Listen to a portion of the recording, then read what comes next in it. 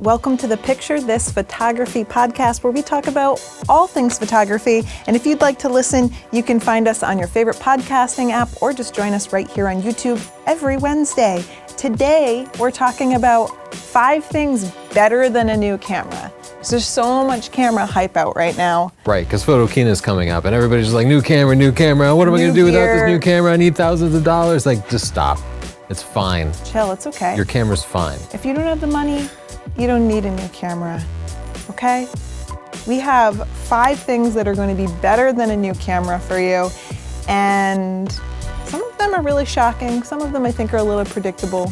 Yeah, number 4 has changed my photography way more than anything else. I'd rather be using my smartphone and have number 4 than have a new camera. Same, and I think we can help you with that. But first, this podcast is brought to you by Squarespace. Whether you need a domain, website, or online store, make your next move with Squarespace. They have beautiful award-winning designer templates, an all-in-one platform, and it's so easy to use. If you can drag and drop, you can make your own Squarespace portfolio. Start your free trial today at squarespace.com/Tony. And if you decide to buy it, I think you will. You'll get 10% off with the coupon code, also Tony. Actually, it's just Tony, but so much Tony. It's just a lot. It's a lot of Tony. Let's just jump right in and get this out of the way. Number 1 is a free new camera. That's better than a new camera. A free one. And you know what? You're like, hey, how am I going to do that? Chelsea Northrup. You think I can just get a free camera? Well, you can, because Tony and I will buy you one. So go to freesdp.com to enter, and we'll be giving someone either a free Canon EOS R or the new Fuji XT-3. That's cool. Number 2, an adventure. We've talked about this before. I would rather people, especially landscape photographers, spend the money on plane tickets than camera gear.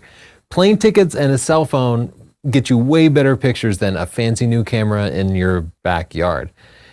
When I look at my portfolio, almost all the pictures were taken while we were on some kind of adventure. That's true, and you don't have to travel far. If you're broke, you don't need a plane ticket. You can just drive to the nearest destination. An hour drive will often be somewhere new enough to inspire you to see that place in a new way or bring you somewhere interesting. So it's not just about going to the fanciest, most interesting locations, but about finding somewhere new to inspire you to see that place in a whole new way. Yeah, seriously, get out there, drive 1 hour, 2 hours, 6 hours, hop on a bus, but go somewhere and adventure. I've had plenty of times where we just drive 20 minutes away and find a new little town, and it's just more fun. I'm just seeing something new, I'm getting out, I'm interacting with a new environment, and oftentimes I'm getting more shots than if I just kind of mull around my own town and try to think of a photo shoot. It's like you get really bored of the places that you've seen before, right?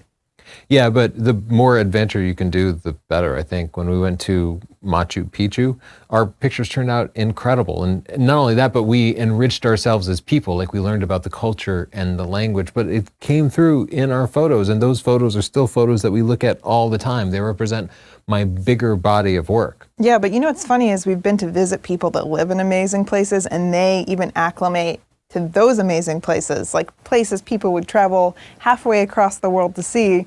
If you live there, even then you acclimate. So try something new, shoot something new in a new place, and I think you'll kind of like re-spark that creative feeling, that exciting feeling. Yeah, to speak to your point, our friend Ira Block, National Geographic photographer who lives in Chelsea in New York City, we went to shoot with him in New York City, and the first thing he said was, I can't photograph New York City, it's my home. He's been all over the world, all over the world for National Geographic, taking some of the most amazing pictures you've ever seen, but just throws up his hands at photographing New York because he can't overcome that easily. He actually still did a good job when we took photos with him, so I guess he can just take pictures of anything.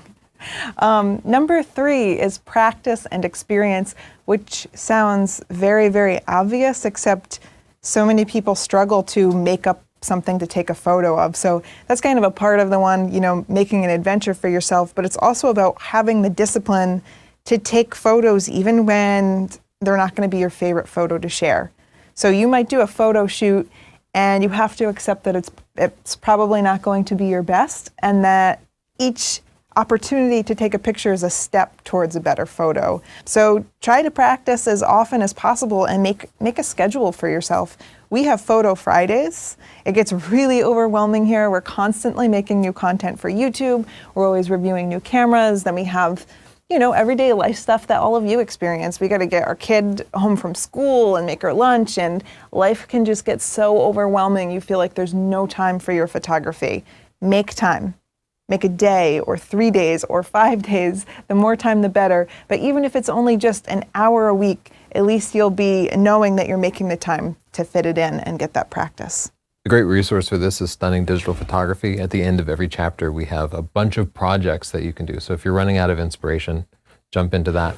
Let's take a moment and just thank our sponsor, Squarespace, one more time. One of the best things you can do for your photography is to create a portfolio of your 10 to 15 best pictures, because it forces you to go through your photos and find the best ones. And then not only can you share it with people, which is key to improving your photography, but you'll be looking at it and trying to outdo the photos that you don't like in your portfolio. It's like your highest score. So if you want your own portfolio, try it out at squarespace.com/Tony. No credit card required. And if you decide you love it, use the coupon code Tony and you'll get 10% off.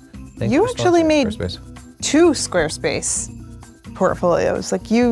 They gave us one. They gave us each a Squarespace portfolio to try, and then you went and just bought one because you liked it. Yeah, I actually have 3 Squarespace sites now. Dang. I have my portfolio, I have a drone site specializing in aerial photography, and then I have the freesdp.com is hosted on Squarespace because it gets really busy, like hundreds of thousands of people will visit it, and I know Squarespace can handle even those busy times. Number 4, this is our favorite one, and I think it's often overlooked, and it's a community. Having other photographers to guide you and to influence you and to inspire you is incredibly important. And that community can be online or it can be in person at your local photography club. But really, I really strongly urge you, get involved with the photography community. It's so important to us that every person that buys our book, we admit them to an online community where people share photos and critique each other and also often just meet up and make friends with one another. And people from those groups, they've met up and traveled all over the world. And we've traveled with them. We've gone to Sweden to meet our friend Erki, and he helped us find the best spots in Sweden for photos. We couldn't have done that on our own. We just got back from Norway with Erlend, who we also met through the group, and the same thing. He knew exactly what time to go take pictures, where to take them, where there wouldn't be tourists. He knew everything about the location. Aside from meeting incredible people that you have a ton in common with and you just like as people, it also helps your photography. The same thing, we were just in Hawaii and met up. Let me tell the story because we went to Hawaii for a Canon event and they have people hired to set up awesome photo shoots for you. Yeah. The best shots we got were because we met up with our friend Michael the Maven, who's also a YouTube photographer, and he just took us on his own time to his favorite spots. But he knew all the intricacies, like going to the top of, I can never say the name of the mountain. Haleakala. The Haleakala. And he knew exactly when to arrive and where to park and where to hide from the chilling cold wind. And as a result, we got great photos out of it, better than anybody at Canon could set up for us just because we had this personal relationship. Those friendships, especially with photographers, can take your photography much, much farther. And every time we meet up with somebody, I learn something from them. Yeah, not just about photography, often life lessons, but also about photography. And your friends are just, it's cool when your friends are teaching you things about photography and you're trading your knowledge back and forth, and a little piece of them will always be in your photos, and that's one of my favorite parts about it. Number 5, chasing light. Chasing light. So many people just go out and take pictures on a whim, whenever they want, whenever it fits into their schedule, and the best photography does not work that way. And as an example, when we went to the top of Haleakala in Hawaii, we had to be there on nature's time. We went at sunset. You choose not to go out to dinner instead because you eat a quick snack and then you go up to the top of a mountain and you get a good photo because you're going at the right time of day. So we get to see a really beautiful sunset. We also wake up early to see beautiful sunrises. So chase the light. Go out when your pictures will be the best, not when you can just cram it into your schedule. Make a little time. Hi, Pixel. When we were in Norway, the best pictures we got were taken on a morning when we had to get up at 4 a.m. And that's with a 6-hour jet lag. So it would be like trying to sleep and then waking up at 10 a.m. or 10 p.m. on our time. Yeah. It was the hardest getting up I've ever had to do. But getting up that day resulted in a picture of my portfolio, which means, one of my 15 best pictures of my life. That's also partially thanks to our friend Erlen out in Norway. But getting up makes a way bigger difference. I rather would have been there with my cell phone than to have the best camera in the world and sleep through it, because I just would have gotten a better picture. Yeah. Poor Erlen having to convince me to wake up at 4 a.m. He was like, I promise the pictures will be really good. I was so tired and grumpy. I was like, well, it was also raining. And he was like, we have a window with no rain, perfectly at sunrise. We have to go. And he was right.